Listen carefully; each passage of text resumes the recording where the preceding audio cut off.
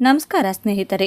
ಮೇ 1ರಿಂದ ಇಡೀ ದೇಶದಾದ್ಯಂತ 10 ಹೊಸ ರೂಲ್ಸ್, ಹೊಸ ನಿಯಮ ಸೇರಿದಂತೆ ಹೊಸ ಯೋಜನೆಗಳು ಜಾರಿಗೆ ಬರಲಿದ್ದು, ಎಲ್ಲ ಬ್ಯಾಂಕ್ ಅಕೌಂಟ್ ಸೇರಿದಂತೆ LPG ಗ್ಯಾಸ್ ಸಿಲಿಂಡರ್ ಬೆಲೆಯಲ್ಲಿ ಇಳಿಕೆ, ಪೆಟ್ರೋಲ್ ಡೀಸೆಲ್ ಬೆಲೆಯಲ್ಲಿ ಕೂಡ ಇಳಿಕೆ, UPI ಅಂದರೆ ಫೋನ್ಪೇ, ಗೂಗಲ್ ಪೇ, ದೇಶದ ಯಾವುದೇ ಬ್ಯಾಂಕ್ನಲ್ಲಿ ಬ್ಯಾಂಕ್ ಅಕೌಂಟ್ ಇದ್ದವರಿಗೂ ಸೇರಿದಂತೆ ATM ಕಾರ್ಡ್ ಬಳಕೆದಾರರಿಗೂ, ಇದಲ್ಲದೆ ಎಲ್ಲ ಸ್ವಂತ ವಾಹನ ಸವಾರರಿಗೂ ಕೂಡ ಹೊಸ ರೂಲ್ಸ್ ಜಾರಿ ಮಾಡಲಾಗಿದ್ದು, ಇದಲ್ಲದೆ LPG ಗ್ಯಾಸ್ ಸಿಲಿಂಡರ್ ಬುಕ್ ಮಾಡಲು ಹೊಸ ನಿಯಮ ಜಾರಿ ಮಾಡಲಾಗಿದೆ.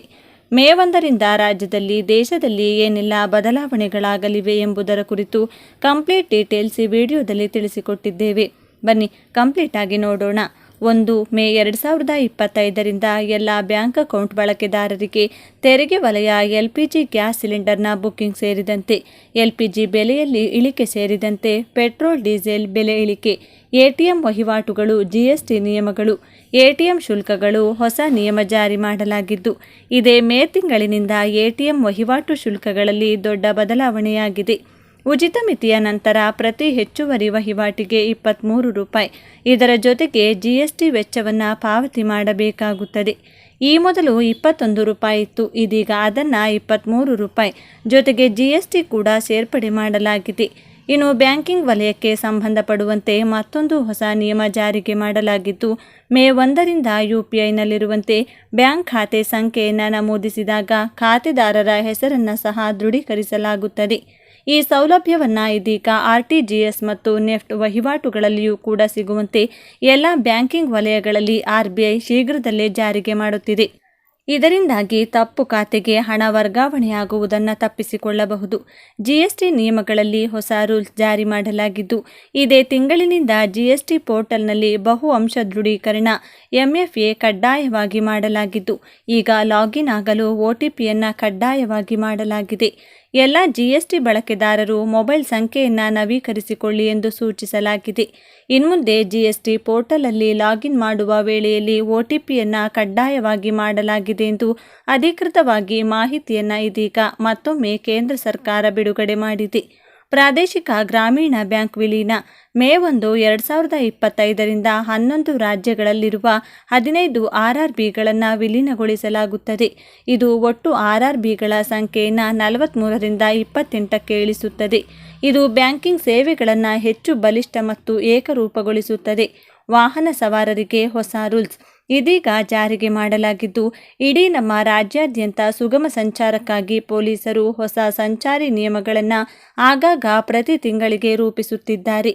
ವಾಹನಗಳ ಸಂಖ್ಯೆ ಹೆಚ್ಚಿದಂತೆ ಪೊಲೀಸರಿಗೆ ಟ್ರಾಫಿಕ್ ಕಂಟ್ರೋಲ್ ಮಾಡೋದು ದೊಡ್ಡ ತಲೆನೋವಾಗಿದೆ.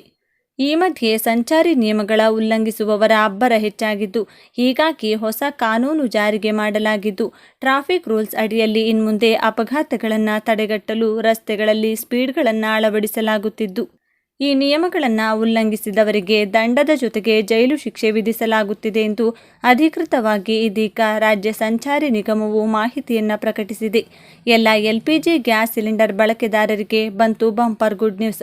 ಈ ತಿಂಗಳಿನಲ್ಲಿ LPG ಬೆಲೆಯಲ್ಲಿ ಇಳಿಕೆಯಾಗುತ್ತಿದ್ದು, ಇನ್ನು LPG ಗ್ಯಾಸ್ ಸಿಲಿಂಡರ್ ಬುಕ್ಕಿಂಗ್ ವ್ಯವಸ್ಥೆಯಲ್ಲಿ ಹೊಸ ಬದಲಾವಣೆಯನ್ನು ಮಾಡಲಾಗಿದ್ದು, ವಂಚನೆ, ಫ್ರಾಡನ್ನು ತಡೆಗಟ್ಟಲು ಹೊಸ ನಿಯಮ ಜಾರಿಗೆ ಮಾಡಲಾಗಿದೆ.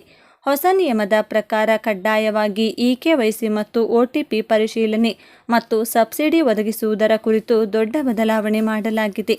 LPG ಗ್ಯಾಸ್ ಸಿಲಿಂಡರ್ ಬುಕ್ ಮಾಡುವ ಮೊದಲು KYC ನವೀಕರಣ ಮಾಡುವುದು ಇದೀಗ ಕಡ್ಡಾಯ.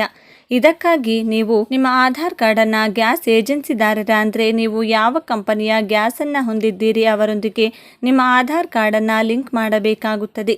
ಲಿಂಕ್ ಮಾಡಿದ ನಂತರ ಕಡ್ಡಾಯವಾಗಿ OTP ಪರಿಶೀಲನೆಯನ್ನು ಮಾಡಬೇಕು. OTP ಪರಿಶೀಲನೆ ಆದ ಬಳಿಕ ನಿಮಗೆ ಗ್ಯಾಸ್ ಸಿಲಿಂಡರ್ ದೊರೆಯಲಿದೆ. OTP ಇಲ್ಲ ಅಂದರೆ ಗ್ಯಾಸ್ ಸಿಲಿಂಡರ್ ಸಿಗುವುದಿಲ್ಲ. ಇನ್ನು LPG ಗ್ಯಾಸ್ ಸಿಲಿಂಡರ್ನ ಸಬ್ಸಿಡಿ ಪಡೆಯುವ ಎಲ್ಲ ಗ್ರಾಹಕರಿಗೂ ಹೊಸ ಬದಲಾವಣೆ ಮಾಡಲಾಗಿದ್ದು, ಸಬ್ಸಿಡಿ ಪಡೆಯಲು ನೀವು ನಿಮ್ಮ ಬ್ಯಾಂಕ್ ಖಾತೆಗೆ ಆಧಾರ್ ಕಾರ್ಡನ್ನು ಗ್ಯಾಸ್ ಸಂಪರ್ಕದ ಐಡಿಗೆ ಲಿಂಕ್ ಮಾಡಬೇಕಾಗುತ್ತದೆ. EKYC ಆಗಿದೆಯೇ ಅಥವಾ ಇಲ್ಲವಾ ಎಂದು ದೃಢೀಕರಿಸಿಕೊಳ್ಳಬೇಕು. ಇದೆಲ್ಲ ಕಡ್ಡಾಯವಾಗಿ ಮಾಡಲಾಗಿದ್ದು, ಪ್ರತಿಯೊಬ್ಬರಿಗೂ ಅನ್ವಯವಾಗಲಿದೆ.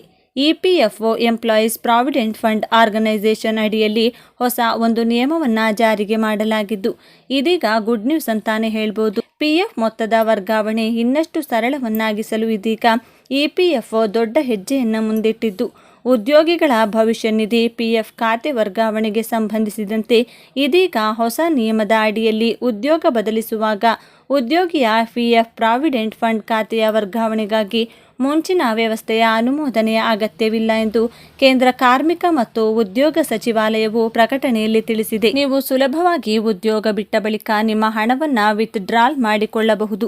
ಎಲ್ಲ ರೈಲ್ವೆ ಪ್ರಯಾಣಿಕರಿಗೂ ಕೂಡ ಹೊಸ ಬದಲಾವಣೆಯನ್ನು ಜಾರಿಗೆ ಮಾಡಲಾಗಿದ್ದು, ಭಾರತೀಯ ರೈಲ್ವೆ ಪ್ರಾಧಿಕಾರವು ಮೇ 1ರಿಂದ ಜಾರಿಗೆ ಬರುವಂತೆ ದೇಶದ ಕೋಟ್ಯಾಂತರ ಪ್ರಯಾಣಿಕರಿಗಾಗಿ ಪ್ರಮುಖ ಬದಲಾವಣೆಯನ್ನು ಮಾಡಿದೆ. ಈ ಬದಲಾವಣೆಗಳು ಒಂದು ಕಡೆ ಪ್ರಯಾಣವನ್ನು ಗಂಭೀರವಾಗಿ ದುಬಾರಿಯಾಗಿಸುವ ಸಾಧ್ಯತೆಯೊಂದಿಗೆ ಮತ್ತೊಂದೆಡೆ ಪ್ರಯಾಣದ ಯೋಜನೆಗೆ ಹೊಸ ತೊಡಕುಗಳನ್ನು ಉಂಟು ಮಾಡಲು ಸಾಧ್ಯತೆ ಇದೆ. ಹೊಸ ನಿಯಮದ ಪ್ರಕಾರ ಇದೀಗ ಟಿಕೆಟ್ ಬುಕ್ಕಿಂಗ್ ನಿಯಮಗಳಲ್ಲಿ ಹಣ ಹೆಚ್ಚಳ ಮಾಡಲಾಗಿದ್ದು, ರದ್ದತಿ ಶುಲ್ಕಗಳಲ್ಲಿ ಹೊಸ ಪದ್ಧತಿ ಜಾರಿಗೆ ಮಾಡಲಾಗಿದೆ. ಭಾರತದ ಗ್ರಾಮೀಣ ಆರ್ಥಿಕ ವ್ಯವಸ್ಥೆಯ ಹೃದಯವೇ ಪ್ರಾದೇಶಿಕ ಗ್ರಾಮೀಣ ಬ್ಯಾಂಕುಗಳು. ಈ ಬ್ಯಾಂಕುಗಳು ದಶಕಗಳಿಂದ ಗ್ರಾಮೀಣ ಪ್ರದೇಶಗಳಲ್ಲಿ ಹಣಕಾಸು ಸೇವೆಗಳನ್ನು ವಿಸ್ತರಿಸುತ್ತಾ ಕೃಷಿ, ಸಣ್ಣ ಉದ್ಯಮ ಮತ್ತು ಅಂಗಡಿಕಾರರ ಬದುಕಿಗೆ ನೇರ ಬಲವನ್ನು ನೀಡಿವೆ. ಇದೀಗ ಕೇಂದ್ರ ಸರ್ಕಾರವು ಈ ವ್ಯವಸ್ಥೆಯ ಪುನರ್ಘಟನೆಯತ್ತ ಬೃಹತ್ ಹೆಜ್ಜೆ ಇಟ್ಟಿದ್ದು, ದೇಶದ ಬ್ಯಾಂಕಿಂಗ್ ಭವಿಷ್ಯದಲ್ಲಿ ಹೊಸ ಅಧ್ಯಾಯವನ್ನು ಶುರು ಮಾಡಿದೆ. ಪುನರ್ಘಟನೆ ಯೋಗ್ಯತೆ ಮತ್ತು ಉದ್ದೇಶ. ಹಣಕಾಸು ಸಚಿವೆ ನಿರ್ಮಲಾ ಸೀತಾರಾಮನ್ ಮೇ 6ರಂದು ನಡೆಯಲಿರುವ ಉನ್ನತ ಮಟ್ಟದ ಸಭೆಯಲ್ಲಿ ಈ ಮಹತ್ವದ ಯೋಜನೆಯನ್ನೊಳಗೊಂಡ ದೊಡ್ಡ ಚರ್ಚೆ ನಡೆಯಲಿದೆ. ಒಂದು ರಾಜ್ಯ ಒಂದು RRB ಎಂಬ ತಾತ್ವಿಕ ಧೋರಣೆಯು ಕೇವಲ ಪ್ರಬಂಧ ಮಟ್ಟದ ಪರಿಕಲ್ಪನೆಯಲ್ಲ, ಇದು ಕಾರ್ಯಕ್ಷಮತೆಯ, ಪಾರದರ್ಶಕತೆಯ ಮತ್ತು ವಿತರಣಾ ಸಮರ್ಥತೆಯ ನಿಜವಾದ ನಕ್ಷೆಯಾಗಿದೆ. ಈ ಯೋಜನೆಯ ಅಡಿಯಲ್ಲಿ ದೇಶದ 11 ರಾಜ್ಯಗಳಲ್ಲಿ ಪ್ರಸ್ತುತ ಕಾರ್ಯನಿರ್ವಹಿಸುತ್ತಿರುವ 15 RRBಗಳನ್ನು ವಿಲೀನಗೊಳಿಸಿ RRBಗಳ ಒಟ್ಟು ಸಂಖ್ಯೆಯನ್ನು 43ರಿಂದ 28ಕ್ಕೆ ಇಳಿಸುವ ಪ್ರಕ್ರಿಯೆ ನಡೆದಿದೆ. ಇದರಿಂದಾಗಿ ಪ್ರತಿ ರಾಜ್ಯದಲ್ಲಿ ಕೇವಲ ಒಂದು ಸಂಘಟಿತ, ಕೇಂದ್ರೀಕೃತ, ಶಕ್ತಿಶಾಲಿ ಗ್ರಾಮೀಣ ಬ್ಯಾಂಕ್ ಕಾರ್ಯನಿರ್ವಹಿಸಲಿದೆ. ರಾಜ್ಯವಾರು ವಿಲೀನದ ಮಾದರಿ. ಆಂಧ್ರಪ್ರದೇಶದಲ್ಲಿ 4 ಬ್ಯಾಂಕುಗಳನ್ನು ಒಂದಾಗಿ ಮಾಡಿ ಆಂಧ್ರಪ್ರದೇಶ ಗ್ರಾಮೀಣ ಬ್ಯಾಂಕ್ ರೂಪಿಸಲಾಗುತ್ತಿದೆ. ಉತ್ತರ ಪ್ರದೇಶ, ಪಶ್ಚಿಮ ಬಂಗಾಳ, ಬಿಹಾರ, ಗುಜರಾತ್, ಕರ್ನಾಟಕ ಮತ್ತು ಇತರ ರಾಜ್ಯಗಳಲ್ಲಿಯೂ ಈ ಮಾದರಿಯನ್ನು ಅನುಸರಿಸಲಾಗುತ್ತಿದೆ. ಇವು ಎಲ್ಲವೂ ಪ್ರಧಾನ ಕಚೇರಿಗಳನ್ನು ನಿಗದಿತ ನಗರಗಳಲ್ಲಿ ಹೊಂದಿದ್ದು, ಕೇಂದ್ರ ಸರ್ಕಾರದಿಂದ ಮಾನ್ಯತೆ ಪಡೆದ ಬ್ಯಾಂಕುಗಳಿಂದ ಪ್ರಾಯೋಜಿತವಾಗಿರುತ್ತವೆ. ಬಾಂಧವ್ಯವಿಲ್ಲದ ವಿಭಜಿತ ಬ್ಯಾಂಕುಗಳ ಬದಲಿಗೆ ಒಂದೇ ರಾಜ್ಯದಲ್ಲಿ ಒಂದು ಶಕ್ತಿಯುತ RRB ಕಾರ್ಯನಿರ್ವಹಿಸುವ ಮಾದರಿಯು ಬಲಿಷ್ಠ ಆಂತರಿಕ ವ್ಯವಸ್ಥೆ, ಸಮರ್ಪಿತ ತಾಂತ್ರಿಕ ಪುಟಿಣತೆ ಮತ್ತು ಹಣಕಾಸು ಸೇವೆಗಳ ಸಮಾನ ವಿತರಣೆಗೆ ದಾರಿ ಒದಗಿಸುತ್ತದೆ. ಕೃಷಿಕರು, ಮಹಿಳಾ ಸ್ವಸಹಾಯ ಗುಂಪುಗಳು, ಸಣ್ಣ ಉದ್ಯಮಿಗಳು ಮತ್ತು ಬಡವರಿಗಾಗಿ ಕಾರ್ಯನಿರ್ವಹಿಸುವ ಈ ಬ್ಯಾಂಕುಗಳು ಬಲಿಷ್ಠ ರೂಪವನ್ನು ಪಡೆದುಕೊಳ್ಳುತ್ತವೆ. ಸಾಮಾಜಿಕ ಮತ್ತು ಆರ್ಥಿಕ ಪರಿಣಾಮಗಳು. ಈ ವಿಲೀನಗಳಿಂದ ನಿರ್ವಹಣಾ ವೆಚ್ಚ ಕಡಿಮೆಯಾಗಲಿದೆ, ಟೆಕ್ನಾಲಜಿ ಅನ್ವಯಿಕೆ ಸುಲಭವಾಗಲಿದೆ ಮತ್ತು ವ್ಯವಹಾರಗಳಲ್ಲಿ ವೇಗ ಹಾಗೂ ಸುಗಮತೆ ಕಂಡುಬರಲಿದೆ. ಇಡೀ ಗ್ರಾಮೀಣ ಭಾರತದಲ್ಲಿಯೇ ಬ್ಯಾಂಕಿಂಗ್ ವ್ಯವಸ್ಥೆಯ ಪರಿಕಲ್ಪನೆಯು ಬದಲಾಗಲಿದೆ, ಹೆಚ್ಚಿನ ಗ್ರಾಹಕರಿಗೆ ಸುಲಭವಾಗಿ ಲಾಭವನ್ನು ತಲುಪಿಸಲಿದೆ. ಕೊನೆಯದಾಗಿ ಹೇಳೋದಾದರೆ, ಬದಲಾವಣೆ ಬೆಳವಣಿಗೆಗೆ ದಾರಿ. ಹೌದು, ಈ ಯೋಜನೆಯು ರಾಜ್ಯಗಳು ತಮ್ಮದೇ ಆದ ಶಕ್ತಿಯುತ ಗ್ರಾಮೀಣ ಬ್ಯಾಂಕ್ಗಳೊಂದಿಗೆ ಸ್ವಾವಲಂಬನೆಯತ್ತ ಸಾಗುವ ಮಾರ್ಗವನ್ನೇ ತೆರೆಯುತ್ತಿದೆ. ಇದು ಕೇವಲ ಹಣಕಾಸು ಪುನರ್ ನಿರ್ಮಾಣವಲ್ಲ, ಇದು ಗ್ರಾಮೀಣ ಭಾರತವನ್ನು ನವೀಕರಿಸುವ ಸಂಕುಲನ ಶ್ರದ್ಧೆ ಮತ್ತು ದೃಷ್ಟಿಯ ಪ್ರತಿಫಲವಾಗಿದೆ.